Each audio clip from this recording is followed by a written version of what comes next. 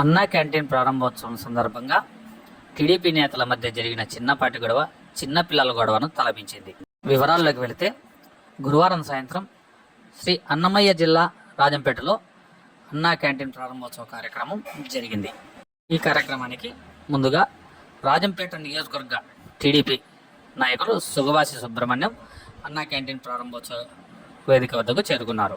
కొద్దిసేపటికి అన్నమయ్య జిల్లా టీడీపీ అధ్యక్షులు చమర్తి జగన్మోహన్ రాజు కూడా ప్రారంభోత్సవ కార్యక్రమం వద్దకు చేరుకున్నారు. అయితే ప్రారంభోత్సవ కార్యక్రమం వద్దకి చేరుకున్న చమర్తి జగన్మోహన్ రాజు తన చేతిలో ఉన్నటువంటి కత్తెర సాయంతో రిబ్బన్ కత్తిరించి అన్నా క్యాంటీన్ ప్రారంభించే సందర్భంలో అక్కడే ఉన్న నగవాసి సుబ్రహ్మణ్యం తాను నియోజకవర్గానికి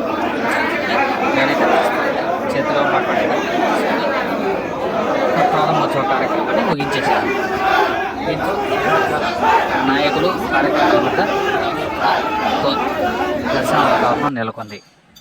అన్నమయ్య జిల్లాలో టీడీపీ నేతల మధ్య వర్గపోరు పతాక స్థాయి చేరిందనడానికి ఈ ఘటన నిదర్శనంగా నిలుస్తోంది.